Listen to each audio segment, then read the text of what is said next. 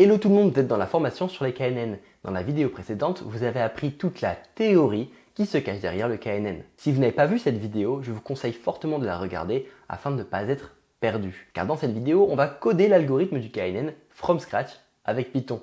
Pour moi, c'est une des meilleures manières de maîtriser totalement un algorithme. Sachez que vous pouvez retrouver tous les documents de cette formation via le lien directement dans la description ou directement sur le site ai4u.fr avec une version online de la formation. Sans plus de transition, plongeons dans le code.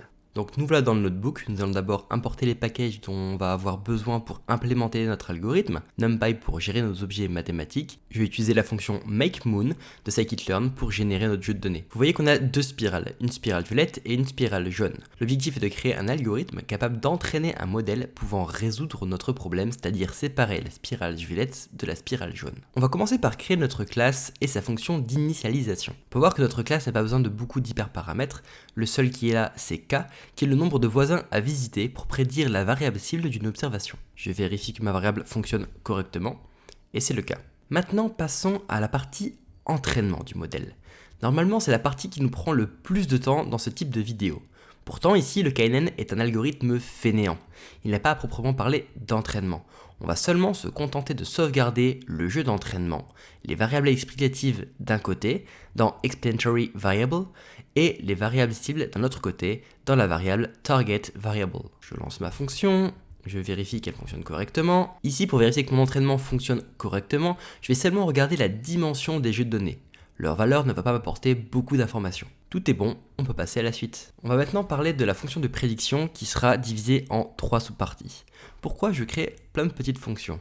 Je vous conseille de faire ça quand vous développez en Python ou dans n'importe quel langage parce que plus vos fonctions sont petites, plus elles sont faciles à tester et moins il risque d'avoir d'erreurs ou de bugs dans votre code. On va commencer par la fonction Euclidean Distance qui nous permet de calculer la distance euclidienne entre deux vecteurs. L'intérêt également de séparer cette fonction est de pouvoir intégrer à la suite plusieurs distances différentes que l'on pourrait choisir au moment de l'initialisation de notre modèle. Comme je suis sympa, je vous ai rappelé ici l'expression mathématique de la distance euclidienne. Donc à quoi ressemble cette fonction ? Elle ressemble à ça. Avec NumPy, c'est assez simple de l'écrire. On élève au carré la différence entre A et B, on somme le résultat auquel on applique une racine carrée. Ici, pour tester, on va appliquer notre fonction sur deux vecteurs initialisés avec des nombres aléatoires et on voit que la fonction fonctionne bien. Maintenant que l'on sait calculer la distance entre deux vecteurs, il nous faut trouver les k plus proches voisins.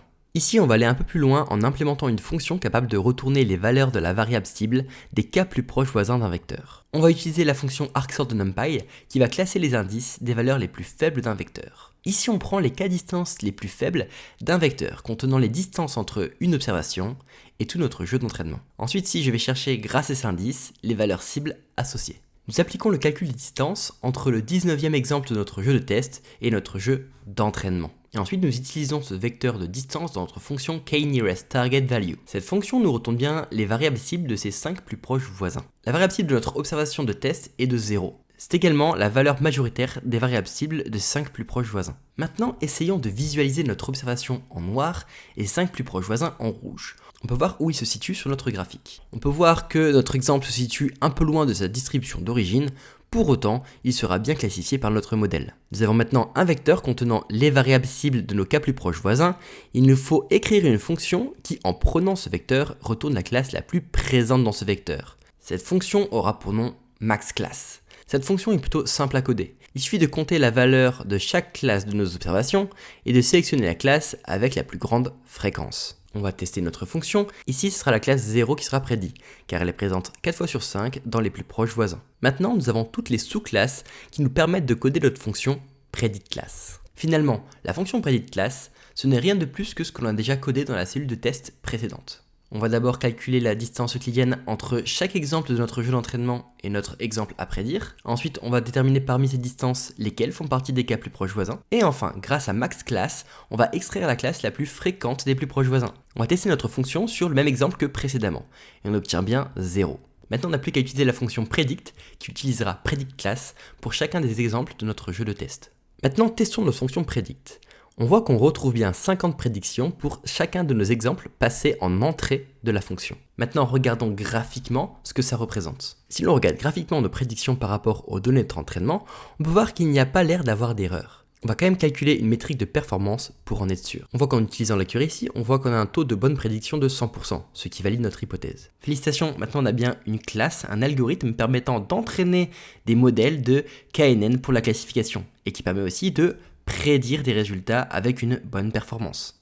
C'est tout bon pour la partie classification, mais dans la foulée, je vais vous faire la partie régression, car ça ne change pas grand chose à la fonction. Pour la partie régression, il a juste à supprimer la fonction mathClass, car si on ne travaille plus avec des classes. Il faut également remplacer la fonction predictClass par la fonction predictAverage. On va juste remplacer dans cette fonction l'utilisation de la fonction maxClass par la fonction npmin. npmin permet de calculer la moyenne des variables cibles des cas plus proches voisins. Testons notre classe sur des données générées.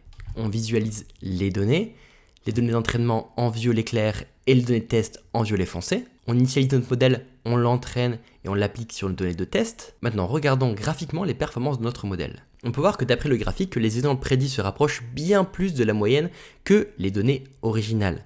C'est cohérent avec le fait que la donnée prédite sera la moyenne des données de ses cas plus proches voisins. Donc les données prédites n'auront pas l'occasion de sortir bien loin de la distribution originale des données d'entraînement. Si on calcule une métrique de performance, on peut voir que le modèle a un R carré de 0,83. Ça veut dire que le modèle comprend 83% de la variance expliquée. C'est tout pour l'implémentation du KNN from scratch. C'était intéressant de le coder d'un point de vue pédagogique pour bien le comprendre et bien comprendre comment il fonctionne. Par contre, si vous voulez utiliser ce modèle en entreprise, le code que je vous ai présenté n'est pas optimisé. Il faudra utiliser la librairie scikit-learn qui a été très optimisée et où les modèles de machine learning peuvent être mis simplement en production. Dans la prochaine vidéo, je vais vous expliquer comment utiliser les fonctions de KNN avec scikit-learn pour que vous puissiez utiliser cet algorithme dans vos projets pro comme perso. Allez, on se retrouve dans la prochaine vidéo. À tout de suite.